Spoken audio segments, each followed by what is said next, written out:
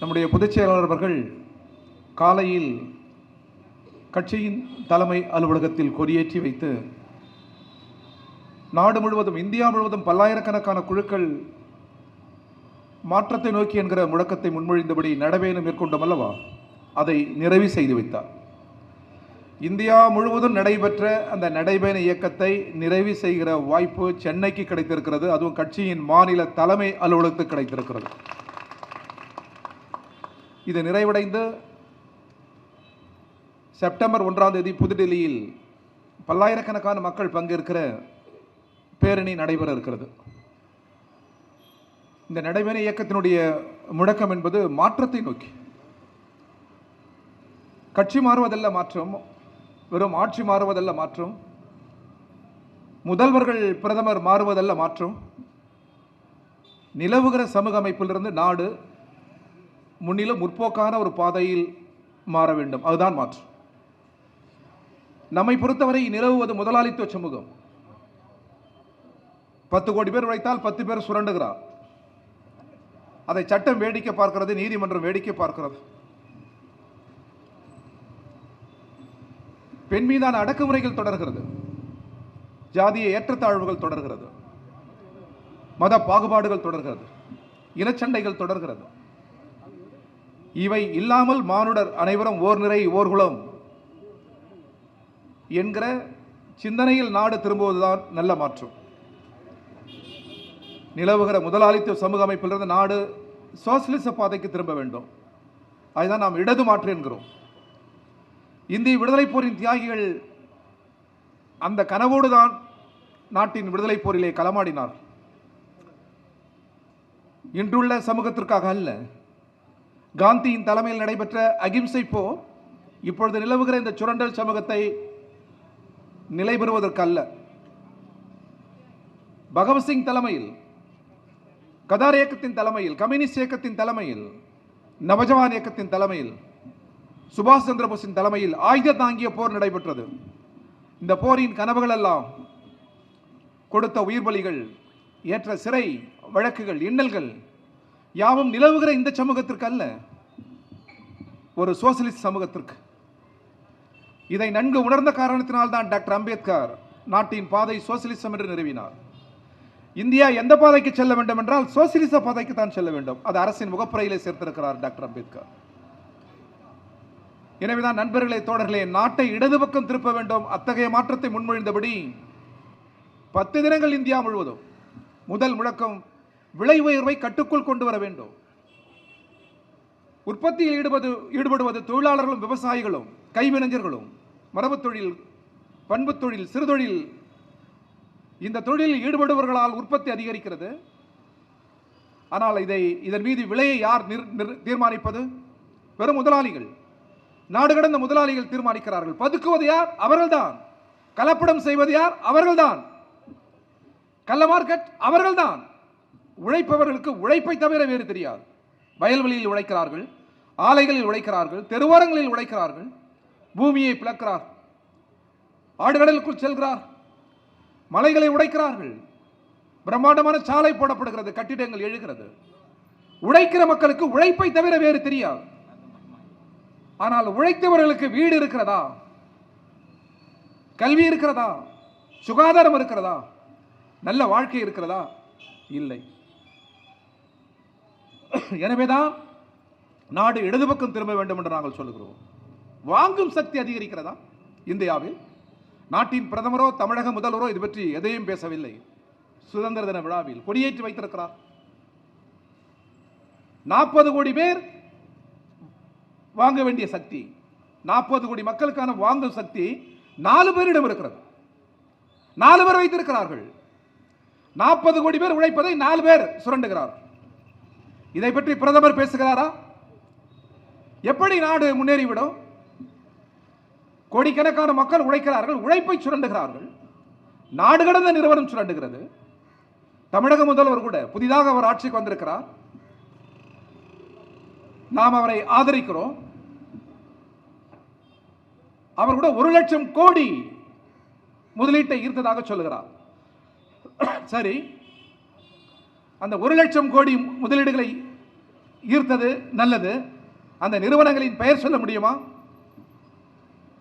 ஆண்டுக்கு அவர்கள் 1,00,000 கோடி முதலீடு போடுகிறார்களா? 6 மாதத்துக்கு ஒரு முறை போடுகிறார்களா? 1,00,000 கோடி முதலீட்டை போட்டால் அவர்கள் கொண்டு செல்கிற லாபம் எவ்வளவு? நாட்டின் பிரதமரும் இதை பற்றி பேச மறுக்கிறார், முதல்வரும் இதை பற்றி பேச மறுக்கிறார். 1,00,000 கோடி முதலீட்டை ஈர்த்து விட்டோம் என்று நீங்கள் சொல்கிறீர்கள். ஆண்டுக்கு அவர்கள் கொண்டு செல்கிற லாபம் எவ்வளவு? நான் தமிழக முதல்வரை கேட்கிறேன். அதிகாரிகள் சொல்வதை கேளுங்கள், ஆனால் அவர்களை நீங்கள் திருப்பி கேளுங்கள். 1,00,000 கோடி மூலதனத்தை போட்டால் அவர்கள் எவ்வளவு லாபத்தை கொண்டு செல்கிறார்கள் என்று கேளுங்கள். அதை வெளியில் சொல்ல மாட்டார்கள். புரிந்துணர்வு ஒப்பந்தம். முன்னர் இருந்த ஆட்சியும் சரி, இப்பொழுது இருக்கிற ஆட்சியும் சரி, முன்னர் இருந்த பிரதமர் சரி, இன்றைக்கு இருக்கிற பிரதமர் சரி, நாடு கடந்த நிறுவனங்கள் பெரிய முதலாளிகளுடன் ஒப்பந்தத்தை போடுகிறார்கள். புரிந்துணர்வு ஒப்பந்தம். உங்க 2 பேருக்கு தெரிந்தால் போதுமா அந்த ஒப்பந்தம்? நாட்டு மக்களுக்கு தெரிய வேண்டாமா? அவர்கள் போடுகிற மூலதனம் எவ்வளவு, கொண்டு செல்கிற லாபம் எவ்வளவு? 100 ரூபாய் போட்டால் ₹1,00,000 லாபமாக செல்கிறது. அதனால் இந்த நாடு முன்னேறி விடாது. நாடு கடந்த நிறுவனங்களால், நாடு கடந்த முதலாளிகளால் இந்தியா முன்னேறாது. அதற்கு மாறாக தற்சார்பில் நாடு முன்னேறும். நம்முடைய குடிசை தொழில், விவசாய தொழில், காடு சார்ந்த தொழில், மலை கடல் சார்ந்த தொழில், இதில் தான் ஒரு நாடு முன்னேறும். அந்த தற்சார்பு குறித்து நாட்டின் பிரதமரும் பேசவில்லை, நம்முடைய சகோதரர் மாண்புமிகு விஜய் அவர்களும் பேசவில்லை. விஜயாவது புதியவர் அரசியலுக்கு, பொது வாழ்வுக்கு. அவராவது பொது அந்த சுதந்திர உரையிலே முடிக்கிற பொழுது சமூக நீதி, சமத்துவம் என்கிற ஒரு சொல்லை சொல்கிறார். சமதர்மம் என்கிற சொல் லத்தீன் மொழியில் கம்யூனிசம் என்கிற சொல். நாடு கம்யூனிஸ்ட் பாதைக்கு செல்ல வேண்டும், சமத்துவத்தை அடைய வேண்டும் என்று அவர் சொல்கிறார். அதன் பொருள் அதுதான். ஆனால் நாட்டின் பிரதமர் அதை பற்றி பேசுவதே இல்லை. அவருக்கு இருக்கிற கவலை எல்லாம் நக்சல், நக்சலைட்டுகள். நக்சலைட்டுகளை சுட்டு கொன்று விட்டோம், ஒழித்து விட்டோம் என்று பெருமை பேசுகிறார். நக்சலைட்டுகள் யார்? நக்சல் பாதை நாங்கள் ஏற்கவில்லை. அந்த சகோதரர்கள் ஆயுதத்தை கீழே போட்டு ஜனநாயக பாதைக்கு திரும்ப வேண்டும் என்று கம்யூனிஸ்ட் பேர் இயக்கம் வேண்டுகோள் விடுக்கிறது. ஆனால் நக்சல் யார்? நாடு கடந்த பயங்கரவாதியா? இந்த மண்ணில் பிறந்தவர். பழங்குடிகள், தொல்குடிகள், அலைகுடிகள், ஏழைகள் தங்கள் உரிமைகளுக்காக போராடுகிறார்கள். தங்கள் உரிமைகளுக்காக போராடுகிறவர்களை சுட்டு கொன்று விட்டு உள்துறை அமைச்சரும் பிரதமரும் சுதந்திர தின விழாவில் நக்சலைட்டுகளை ஒழித்து விட்டோம் என்கிறார்கள். நக்சல் இந்த மண்ணின் புதல்வர்கள், ஏழைகள், மலை மக்கள், நிலப்பிரபுகளை எதிர்த்து அவர்கள் போராடுகிறார்கள். நீதிக்காக, உரிமைக்காக போராடுகிறார்கள். அவர்களை சுட்டுக் கொள்வது ஒரு வீரமா? உலகத்தின் மிகப்பெரிய ராணுவம் இந்திய ராணுவம். மிகப்பெரிய இந்திய ராணுவம் நக்சல்களை, இந்தியாவின் போலீஸ் நக்சல்களை சுட்டுக் கொள்வது பெருமையா? நாட்டின் பிரதமர் சுதந்திர தின விழாவில் அதை சொல்லுகிறார். அடுத்தவரை சொல்லுகிறார், நக்சலை கொன்று விட்டோம், ஆனால் நக்சல் மனப்பான்மை உள்ளவர்கள் இன்னும் வாழ்கிறார்கள். வாழத்தான் செய்வார்கள். ஒரு சிறுமி, ஒரு சிறுவன், அவன் தலித், ஒடுக்கப்பட்டவன், பழங்குடி, அவன் நிழல் இன்னொரு மனிதன் மீது படுவதால் தீட்டு, உன் நிழல் என் மீது பட்டுவிட்டது என்று அடித்தே கொள்ளுகிறார். பிறப்பால் நீ தாழ்வு, எனவே உன் நிழல் என் மீது பட்டுவிட்டது, எனவே நீ வாழக்கூடாது என்று அடித்தே கொன்றால் அதை பார்க்கிறவனுக்கு, கேட்கிறவனுக்கு என்ன மனநிலை வரும்? நண்பர்களே, அநீதிகளை எதிர்ப்பதுதான் நக்சல் என்றால் அது அனைவரும் மனங்களிலும் வாழ்கிறது. பேராசிரியர் மனங்களில் வாழ்கிறது, நல்ல கவிஞர்களின் மனங்களில் வாழ்கிறது, நாட்டுக்காக போராட துடிக்கிற இளைஞர்களின் மனங்களில் வாழ்கிறது. அநீதிகளை எப்படி பார்த்து கொண்டிருக்க முடியும்? நாம் சாலையில் நடந்து செல்கிறோம், நம்முடைய சகோதரிகள், தாய்மார்களுக்கு ஒரு ஆபத்து ஏற்படுகிறது. இந்த அநீதிகளை எதிர்த்து போராடுகிற பொழுது, கைகளில் ஒரு ஆயுதத்தை கொண்டு தாக்குகிற பொழுது, அதற்கு பெயர் வீரமா? நக்சல் மனநிலையா? வீரம் அது. ஒரு பெண்ணு நம்மோடு பிறந்த சகோதரிக்கு துன்பம், துயரம் என்று சொன்னால் அந்த துன்பத்தை உருவாக்குறவர்கள் யாராக இருந்தாலும் அந்த அநீதியை எதிர்த்து போராடி அந்த பெண்மையை பாதுகாக்கிறோம் அல்லவா? அதற்கு பெயர் என்ன? அதை தான் நக்சலிசம் என்கிறார். ஆயுதம் தாங்குகிறவரை நீங்கள் அழுத்தி விட்டீர்கள், இப்போது நக்சல் இல்லை. ஆனால் அநீதிகளை எதிர்க்கிறவன் நக்சலாக இருக்கிறார். அநீதிகளை எதிர்ப்பதுதானே கல்வி. கல்வியின் நோக்கம் என்ன? அநீதிகளை எதிர்ப்பது, விடுதலை பக்கம் நிற்பது, புதிய நீதியை பேசுவது. ஆனால் நாட்டின் பிரதமர் அதையெல்லாம் எளிதில் கடந்து விட்டு நாடு வளர்ச்சி அடையும், ராணுவத்தில் தன்னிறைவு, பீரங்கி, குண்டு, ஏழைகள் எவ்வளவு, எத்தனை கோடி மக்கள் ஏழைகள், வீடு இல்லாதவர்கள், உணவில்லாதவர்கள், கல்வி மறுக்கப்பட்டவர்கள், இடைநிலையிலே கல்வியை நிறுத்துகிறவர்கள் எத்தனை பேர்? அந்த புள்ளிவரம் உண்டா நாட்டின் பிரதமர் அவர்களே? நாட்டின் விடுதலை போரில் ஆயுதம் தாங்கி போராடியவர்கள் இருக்கிறார்கள். பகவத்சிங்கை இப்பொழுதுதான் நீங்கள் உச்சரிக்கிறீர்கள். பிரிட்டிஷ் இன்னும் ஏற்கவில்லை, கதார் இயக்கத்தை ஏற்கவில்லை.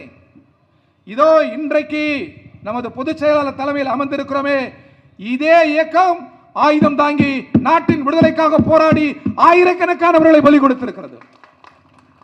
அப்படிதான் நாட்டின் விடுதலை பெற்றது. சொல்ல முடியவில்லை நாட்டின் பிரதமரால். நாட்டின் விடுதலை போரில் போராடி இயக்கங்களை பட்டியலிடுங்கள் நாட்டின் பிரதமர் அவர்களே. கதார் இயக்கம் உங்கள் வாயில் நுழைகிறதா? நிர்பந்தத்தால் பகவத்சிங் என்கிறீர்கள். நவஜவான் இயக்கம், இந்துஸ்தான் சோசலிஸ்ட் ராணுவம், கம்யூனிஸ்ட் பேர் இயக்கம், இந்திய கம்யூனிஸ்ட் கட்சி, சுபாஷ் சந்திர போஸ் ராணுவம், இவரெல்லாம் இந்தியாவுடைய விடுதலை போரிலே ஆயுதம் தாங்கி போராடியவர்கள். நாட்டின் பிரதமர் சொல்ல மறுக்கிறார். அடுத்த சுதந்திர தின விழாவில் முதலமைச்சர் விஜயாவது சொல்ல வேண்டும், எண்ணற்றவர்கள் ஆயுதம் தாங்கி போராடினார்கள் புரட்சிக்காரர்கள் என்று ஒரே வரியில் கடந்து விடக்கூடாது. இயக்கம் எண்ணற்றவர்கள் என்று சுபாஷ் சந்திர போஸை கடந்து செல்ல முடியாது, பகவத்சிங்கை கடந்து செல்ல முடியாது, நவஜவான் இயக்கத்தை கடந்து செல்ல முடியாது, கதார் இயக்கத்தை, கம்யூனிஸ்ட் இயக்கத்தை கடந்து செல்ல முடியாது. இந்த இயக்கங்கள் எல்லாம் காவியம், பாடநூலில் இடம்பெற வேண்டும். ஆரம்ப கல்வி சாலையிலிருந்து பல்கலைக்கழகம் வரை இது பாடமாக்கப்பட வேண்டும். ஆனால் பிரதமர் கடந்து செல்கிறார், முதல்வரும் கலந்து செல்கிறார். பாட புத்தகத்தில் பாடமாக்க வேண்டும். இந்திய விடுதலை போரில் ஆயிரம் தோழர்களை பலி கொடுத்திருக்கிறோம், கதார் இயக்கமும் கம்யூனிஸ்ட் இயக்கமும். அது பாடமாக இருக்கிறதா? பாடமாக்கப்படுகிறதா? இல்லை. எனவே நண்பர்களே, தோழர்களே, நம்முடைய முழக்கத்தில், அனைத்து முழக்கத்தையும் நான் சொல்லவில்லை, பொதுச் செயலாளர் நிறைவாக பேசி நிறைவு செய்வார். மருத்துவம், கல்வி, இதை மட்டும் சொல்லி நான் நிறைவு செய்கிறேன். கல்வி யார் பொறுப்பு? கல்வி அரசின் பொறுப்பு. சேமநல திட்டம், சேமநல அரசு என்பதனுடைய முழு பொருள் அது. ஆனால் கல்வி தனியார்மயமாகிறது. வெக்கமாக இல்லை? என் வீட்டில் அருகில் இருக்கிற குடியிருப்பில் இருப்பவர் என்னை வந்து மன்றாடுகிறார், இந்த கல்லூரியில், இந்த பள்ளிக்கூடத்தில் எப்படியாவது நீங்கள் சீட்டு வாங்கி தாருங்கள் என்கிறார். வெட்கமாக இல்லை? நாட்டின் கல்வி அமைச்சர்களை பார்த்து நான் கேட்கிறேன், இங்கே பிறந்த ஒரு குழந்தை பள்ளிக்கூடத்தில் கற்பதற்கு சிபாரிசுக்கு செல்கிறது. அமைச்சர், எம்பி, எம்எல்ஏ இவர் சிபாரிசில் தான் இந்த பள்ளிக்கூடத்தில் சேர வேண்டும் என்று சொன்னால் வெட்கக்கேடு அல்லவா இது? எஜுகேஷன் ஈக்குவல் ஈக்குவாலிட்டி என்றால் டாக்டர் அம்பேத்கர். கல்வி சமம். டூன் பள்ளி, church park convent, holy angels, இங்கே படிக்கிறவர்கள் பணக்காரர் விட்டு பிள்ளைகள், அவர்கள் தான் ஐபிஎஸ், ஐஎஃப்எஸ். மறுபுறத்தில் மாநகராட்சி பள்ளி, அரசு பள்ளி. இரண்டுக்கும் இடைவெளி எவ்வளவு? இந்த இடைவெளி குறைப்பீர்களா பிரதமர் அவர்களே? இந்த இடைவெளியை குறைக்க சகோதரர் விஜய் அவர்கள் முயற்சிப்பாரா? தனியார் கல்வி நிறுவனங்கள், அரசு கல்வி நிறுவனங்கள், தனியார் கல்வி நிறுவனத்தில் படித்தால்தான் அறிவு வளரும், வேலை கிடைக்கும், வாழ்க்கை கிடைக்கும். இப்படி ஒரு உளவியல். அப்படி இல்லை, அரசு பள்ளி இதோ காட்பாடியில், வடார்காட்டில் ஒரு கிராமத்தில் பிறந்தவர் தான், அங்கே இருக்கிற அரசு பள்ளியில் படித்தவர் தான் ராஜா, கட்சியின் பொதுச் செயலாளர். நான் கூட மாநகராட்சி பள்ளியில் தான் படித்தவன். நாங்கள் சாதாரணமானவர்கள் என்று வைத்துக் கொள்ளலாம். அப்துல் கலாம் அரசு பள்ளி, நரம்பியல் நிபுணர் டாக்டர் ராமமூர்த்தி அரசு பள்ளி, சாராபாய் அரசு பள்ளி. அரசு பள்ளி என்றாலே அது தாழ்வு என்பது போல் உளவியல் கட்டமைந்து விட்டது. அப்படி என்றால் அரசு பள்ளியை கட்டமைக்க வேண்டியது யார்? அதை உயர்த்த வேண்டிய பொறுப்பு எது? மருத்துவம் GH ஸ்டான்லி. அங்கே சென்றால் உயிர் காக்கும் ஏழைகளுக்கான இடம் அது. அமைச்சரா, நடிகரா, பெரிய பெரிய பணக்காரரா? Apollo, Wellington, SRM. அங்கே சென்றால்தான் மனித உயிரை காக்க முடியும். GH ஸ்டான்லி அது ஏழைகளுக்கானது. அப்படி இல்லை சவகடங்கா அரசு மருத்துவமனை, ஸ்டான்லி மருத்துவமனை. நண்பர்களே, கொரோனா பாதித்த போது அப்போலோ இழுத்து மூடப்பட்டது, SRM மூடப்பட்டது, வெலிங்டன் மூடப்பட்டது. பெரிய பெரிய தனியார் மருத்துவமனைகள் இழுத்து மூடினார். ஆனால் ராஜீவ்காந்தி அரசு மருத்துவமனை தான் உலகிலேயே 1,00,000 கொரோனா நோயாளிகளை பாதுகாத்தது நம்முடைய அரசு மருத்துவமனை, நம்முடைய மருத்துவர்கள். அரசு மருத்துவமனை மீது எப்படி நம்பிக்கை ஏற்படும்? கம்யூனிஸ்ட் தலைவர்களுக்கு உடல்நலம் குன்றினால் அரசு மருத்துவமனைக்கு செல்கிறோம். அமைச்சர்களும் அங்கே செல்ல வேண்டாமா? செல்வந்தர் அங்கே செல்ல வேண்டாமா? பெரிய பெரிய திரை பிரமுகர்கள் செல்ல வேண்டாமா? எந்த வகையில் அரசு மருத்துவர்கள் குறைவானவர்கள்? இன்னும் சொல்வதென்றால் அந்த தனியார் மருத்துவமனையில் அறுவை சிகிச்சை செய்வதே அரசு மருத்துவர்கள் தான். எனவே குறைந்தது கல்வியில் மருத்துவத்திலாவது சமத்துவம் வருமா? பெரிய மாற்றம். நான் சகோதரர் விஜய் அவர்களை தாக்கவில்லை. 2 மாதமாகிறது, நான் முடிக்கிறேன். 2 மாதமாகிறது, இன்னும் நீங்கள் ஆட்சி செய்ய வேண்டும். உங்கள் விமர்சிக்கவோ தாக்கவோ விரும்பவில்லை. மாற்றம், மாற்றத்துக்காக நாங்கள் என்று முதல்வர் சொல்கிறார். மருத்துவமனையில் ஒரு சமத்துவத்தை கொண்டு வாருங்கள் பார்க்கலாம். தனியார் கல்வி நிறுவனங்களுக்கு நிகராக அரசு பள்ளிக்கூடங்களை கொண்டு வாருங்கள் பார்க்கலாம். முடியுமா? முடியாது. பணம் தேவை. பட்ஜெட் போடுகிறார், நிதி போதவில்லை. பற்றாக்குறை பட்ஜெட், நிதி அமைச்சர் போடுகிறார், ஒன்றிய அமைச்சர் பற்றாக்குறை. என்ன காரணம்? 40 கோடி பேருக்கான பணம் 4 பேரிடம் இருக்கிறது. எடுக்க முடியுமா? அதை பட்ஜெட்டால் முடியும். 1939 கிரேட் டிப்ரெஷன் பீரியட் என்று அமெரிக்கா, பணம் இல்லை, நடுங்கியது அமெரிக்கா. அப்பொழுது ஒரு சட்டத்தை போட்டார். போர்டு, அமெரிக்காவில் இருக்கிற பணக்காரர்களின் செல்வம் புரிந்து கொள்வதற்காக சொல்கிறேன், 100 ரூபாய். பணக்காரர்களிடம் இருப்பது 100 ரூபாய், அரசிடம் இருப்பது 30 ரூபாய். எனவே ஒரு சட்டத்தை போட்டார். 100 ரூபாயிலிருந்து 50 ரூபாயை அரசு எடுத்துக்கொள்கிறது. அப்போதுதான் அரசு நடக்கும். தமிழக அரசாங்கத்திற்கு பட்ஜெட்டுக்கு பணம் இல்லை, ஒன்றிய அரசுக்கு பணம் இல்லை. எவ்வளவு தேவை? தமிழ்நாட்டிற்கு 100 ரூபாய். எவ்வளவு இருக்கிறது? 10 ரூபாய். 90 ரூபாய் எங்கே இருக்கிறது? தனியார் மடியில் இருக்கிறது. நாட்டுக்கு தேவை 100 ரூபாய். நம்மிடம் இருப்பது 30 ரூபாய். தனியாரிடமோ 70 ரூபாய் அதிகமாக இருக்கிறது. சரி, பாதி அங்கிருந்து எடுக்க முடியுமா? எடுக்க முடியும். சட்டத்தில் இடம் இருக்கிறது. துணிச்சல் இருக்கிறதா? ஒன்றிய அரசுக்கு, மாநில அரசுக்கு. அரசிடமே பணம் இல்லை, ஆனால் உங்களிடம் இருக்கிறது. எனவே இந்த நிதி நெருக்கடியை சமாளிப்பதற்கு, பட்ஜெட் போடுவதற்கு உங்கள் பணத்திலிருந்து 50% நாடு கையகப்படுத்துகிறது என்று போடுகிற சட்டம் தான் சிறந்த சட்டம். முடியுமா? அந்த காலம் வருமா? வரும்.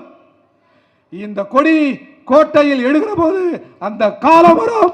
அதுவரை நாம் நடப்போம் என்று சொல்லி விடைபெறுகிறேன். நன்றி, வணக்கம்.